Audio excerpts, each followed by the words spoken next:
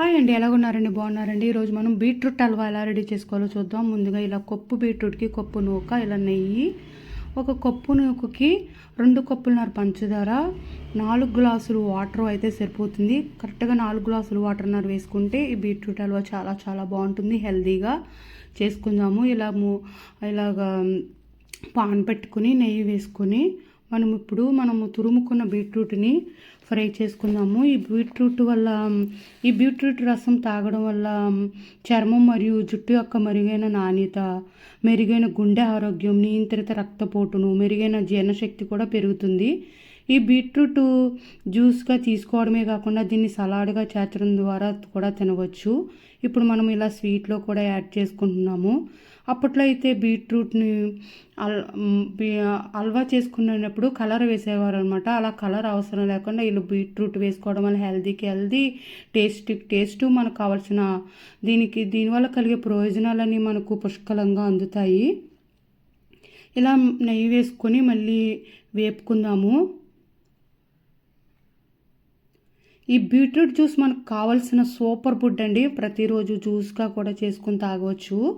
కాలేయ మద్దతును పెంచడం, హిమోగ్లోబిన్ స్థాయిలు మెరుగుపరచడం, బరువు నిర్వహణను మెరుగుపరచడం వంటివి చేస్తుంది. శాస్త్రీయంగా ఈ బీట్రూట్ని వల్లారిస్ అని పిలుస్తారు. ఇలాగ మనము కప్పు నూక తీసుకున్నాం కదండి, నెయ్యి కొంచెం యాడ్ చేసుకున్నాము. నెయ్యి కరిగిన తర్వాత ఈ కప్పు నూకను కూడా వేసుకొని బాగా వేపుకోవాలి. పచ్చివాసన లేకుండా త్వరగానే వేగిపోతుంది మన నూక. ముందుగానే సెపరేట్గా నూక వేపుకుని పెట్టుకోవచ్చు. ఇందులో నూక త్వరగానే వేగిపోతుంది కాబట్టి ఇలా బీట్రూట్ వేగిన దాంట్లో వేసుకొని నేను వేపేసుకుంటున్నాను. ఇప్పుడు కొద్దిగా నెయ్యి యాడ్ చేసుకున్నాను.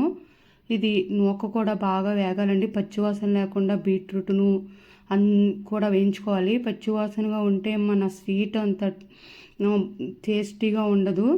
అందులో వాటర్ అంతా ఇంకిపోయే వరకు వేయించుకుని నూక కూడా వేయించుకుని ఇప్పుడు మనం తీసుకున్న కప్పు నూకకి 2 కప్పులున్నర పంచదార వేసుకున్నాను. స్వీట్ ఎక్కువ తినాలైతే ఇంకో 3 కప్పులు వేసుకున్నా బాగుంటుంది.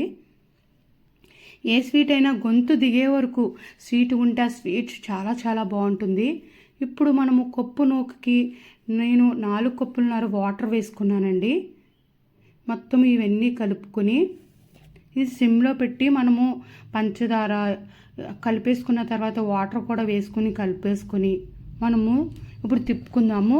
హల్వా అంటేనే నెయ్యి ఎక్కువ పడుతుందండి. మధ్య మధ్యలో నెయ్యి వేసుకుంటూ దీన్ని కలుపుకుంటూ ఉండాలి. చాలా చాలా బాగుంటుంది. ఈ బీట్రూట్ అంటండి, ఇది యూరప్, అమెరికా మరియు ఆసియా ప్రాంతాల్లో విస్తృతంగా పెరుగుతుందంటండి. ఇలాగా మధ్య మధ్యలో నెయ్యి వేసుకుంటూ కలుపుకుంటూ ఉండాలి. ఇలాగ తిప్పుకుంటూ ఉంటే దగ్గర పడుతుంది మన బీట్రూట్ హల్వా.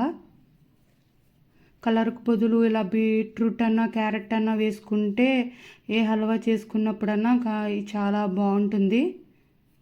అలా కలర్ వేసుకోవడం వల్ల మనకి అంత మంచిది కాదు కదండి. చూడడానికి ఎంత కలర్ఫుల్గా ఉందో చూడండి. ఇలా మధ్య మధ్యలో నెయ్యి వేసుకుంటూ తిప్పుకుంటూ ఉండాలి. ఇప్పుడు యాలకుల పొడి వేసుకుందాము ఫ్లేవర్ కోసము. ఏ స్వీట్కైనా యాలకుల పొడి వేసుకుంటే చాలా బాగుంటుంది. ఆ స్వీటు ఫ్లేవర్ ఇచ్చే ఆ ఫ్లేవర్ వల్ల.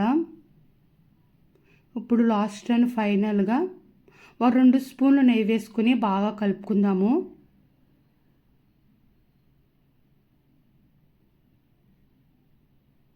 దీనిని మనము ఇంకా దగ్గర పడి నూనె అంతా బయటికి కక్కే వరకు ఉంచుకుని అప్పుడు బయటికి నెయ్యి అంతా బయట వచ్చే వరకు ఉంచుకొని ఆ తర్వాత దాన్ని ప్లేట్కి నెయ్యి రాసుకుని ముక్కల కింద కూడా కోసుకోవచ్చు. లేకపోతే ఇలా లూజ్ కన్సిస్టెన్సీలోనే సర్వే చేసుకున్నా చాలా బాగుంటుంది. ఇప్పుడు మనం ఇందులో డ్రై ఫ్రూట్స్ వేపుకొని వేసుకుందాము. ఇలా పాన్ పెట్టుకుని నెయ్యి వేసుకుని జీడిపప్పులు, కిస్మిస్సులు వేసుకుని వేయించుకుందాము. సిమ్లో పెట్టుకుని వేయించుకుంటే జీడిపప్పులు బాగా వేగుతాయి. ఇలా జీడిపప్పులు వేయించుకుని మన బీట్రూట్ హల్వా మీద వేస్తే ఎంతో టేస్టీ మన బీట్రూట్ హల్వా రెడీ. నోట్లో వేసుకుంటే అలా జారిపోతుంది అంతే, చాలా చాలా బాగుంటుంది. ఒకసారి మీరు కూడా ట్రై చేయండి. మీకు కనుక వీడియోని అయితే లైక్ చేయండి, షేర్ చేయండి, సబ్స్క్రైబ్ చేయండి.